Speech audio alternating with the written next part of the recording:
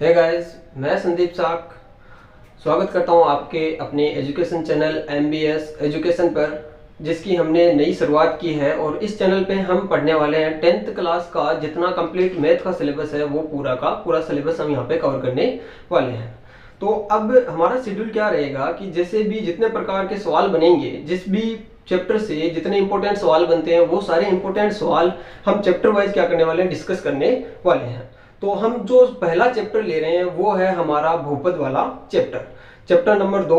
उसके हम पहले क्या पढ़ेंगे, थोड़ा उसके बारे में बेसिक पढ़ लेते हैं। उसके बाद जो एग्जाम 2023 के लिए इंपॉर्टेंट सवाल हैं, हम उन सवालों को अच्छे से पूरा पढ़ने वाले हैं। तो चलिए शुरुआत करते हैं। बेसिक से थोड़ा सा इसके बारे में जान लेते हैं, बहुपद क्या होता है। जैसे कि मैं आपके सामने 3 एग्जाम्पल लिख रहा हूँ, इससे आपको पता चलेगा कि बहुपद का प्रकार क्या होता है, उसका रूप क्या होता है, वो किस प्रकार का बहुपद हमें पढ़ना होता है। ठीक है, तो देखिए ये लिखा हुआ है x + 5। दूसरा एग्जाम्पल मैं आपके सामने लिख देता हूँ, x² + 2x + 10। इसके बाद तीसरा एग्जाम्पल 3x + 4x² + 3x + 7। ये 3 एग्जाम्पल मैंने आपके सामने लिख दिए हैं।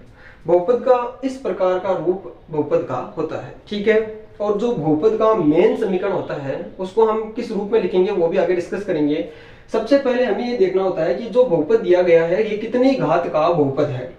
अब कैसे पता करेंगे कि ये बहुपद कितने घात का है। जो आपका पहला सवाल दिया गया है x + 5, इसके अंदर x की सबसे बड़ी घात या सबसे मैक्सिमम घात हमारी क्या है, 1। तो ये कितने घात का बहुपद हो जाएगा, 1 घात का। कितने घात का, 1 घात का बहुपद हो जाएगा। उसके बाद हमारा जो 2 नंबर समीकरण दिया गया है x² + 2x + 10, इसके अंदर मैक्सिमम घात हमारी कितनी है, 2। तो इसके अंदर हमारा कितने घात का बहुपद हो जाएगा, ये कितने घात का हो जाएगा, 2 घात का हमारा बहुपद हो जाएगा। ठीक है, इसके बाद दिया हुआ है 3x + 4x² + 3x + 7। इसके अंदर x की सबसे बड़ी घात क्या है, 3। तो ये कितनी घात का बहुपद हो जाएगा, इसकी घात क्या होगी इस बहुपद की, इसकी घात होगी 3। इस प्रकार हम देख के पता कर सकते हैं x की जो सबसे बड़ी घात होगी उससे हम आराम से बता सकते हैं कि ये कितनी घात का बहुपद है। चलिए, अब जो 10th क्लास है उसके अंदर हमें पढ़ना है जो हमारा 2 घात का बहुपद होता है। बेसिकली उसके बारे में ही हमें पूरा चैप्टर दिया गया है और इसी के बारे में हमें पूरा पढ़ना है। तो जो 2 घात का बहुपद होता है उसका बेसिक रूप क्या होता है, सबसे पहले उसके बारे में जान लेते हैं थोड़ा। जो 2 घात का बहुपद है उसे हम लिखते हैं ax² + bx + c। ये होता है, ये हमारे 2 घात के बहुपद को लिखने का तरीका होता है, जिसके अंदर मान किसका चेंज होता रहेगा, a, b और c, इन तीनों का मान चेंज होता जाएगा, जिससे हमारे पास नए नए बहुपद बनते जाएंगे। तो अब जानते हैं, देखिए इसके बहुपद होता है, इसके कितने मान आएंगे, जितनी घात का बहुपद होता है उतने उसके मान निकल के आते हैं। और जो बहुपद का मान होता है उनको हम क्या बोलते हैं, शून्यांक बोलते हैं। और अगर यही क्या होता, द्विघात समीकरण होता, तो अब समीकरण के लिए जो मान निकल के आते हैं उनको क्या बोलते हैं, मूल बोलते हैं। क्या, मूल।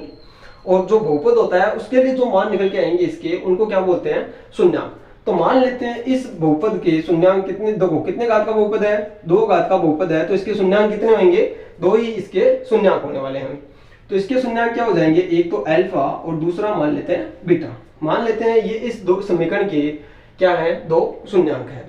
अब अगर हमें पूछा जाए कि इन शून्यांकों का सीधा योग क्या होगा, अल्फा + बीटा बराबर क्या होगा, तो इसका योग होगा -b/a। या फिर हम इसको कैसे लिख सकते हैं, b किसका गुणांक है, अक्ष का गुणांक, माइनस अक्ष का गुणांक बट्टा में हमारा क्या आ जाएगा, a है वो किसका गुणांक है, x² का, बट्टा में क्या आ जाएगा, x² का गुणांक। ठीक है, इसके बाद अगर इन शून्यांक दे रखे हैं उनका गुणनफल पूछा जाए, अल्फा गुणा बीटा, तो ये हमारा क्या आएगा, c/a। अब c क्या है, हमारा अचर पद, क्या है, अचर पद। ठीक है, इसके बाद a है वो क्या है, x² का गुणांक है ना, तो क्या आ जाएगा, x² का गुणांक। तो ये जो हमारे 2 शून्यांक होते हैं, शून्यांकों का योग होता है वो होता है -b/a, और जो शून्यांकों का गुणनफल होता है वो होता है c/a।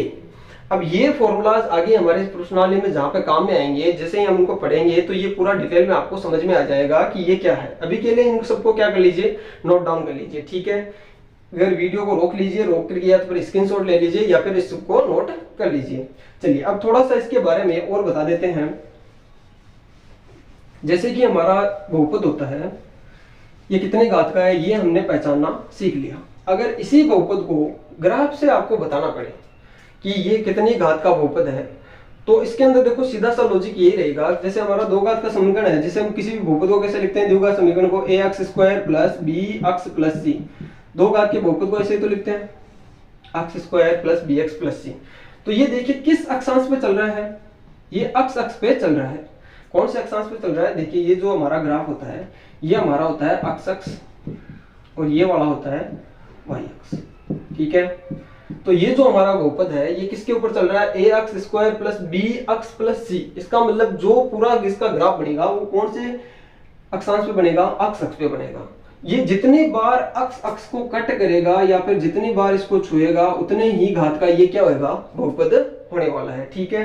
जैसे कि मैं आपके सामने एक डायग्राम बना देता हूं। जैसे मान लेते हैं कि ये इस प्रकार से कोई ग्राफ आपके सामने दे दिया और आपसे पूछे कि ये कितनी घात के बहुपद का क्या है, समीकरण है, तो बताइए कितने घात के बहुपद का है ये समीकरण, कितने घात के बहुपद को प्रेजेंट करता है ये। तो देखिए अक्ष को कितने बार कट कर रहा है, 1 2, कितने बार कट कर रहा है, 2 बार। तो इस बहुपद की घात कितनी होगी, ये 2 घात का बहुपद होगा। कितने घात होगी इसकी, 2 घात का बहुपद होगा। ये ध्यान में रखनी है कि अक्ष को जितनी बार कटेगा उतनी ही उस बहुपद की क्या होगी, घात होने वाली है, ठीक है। तो चलिए आ जाइए सवालों पे 2.1 पे चलते हैं, उसको थोड़ा सा डिस्कस कर लेते हैं। वहां से हमारा 1 नंबर का सवाल एग्जाम में पक्का आ सकता है, ठीक है।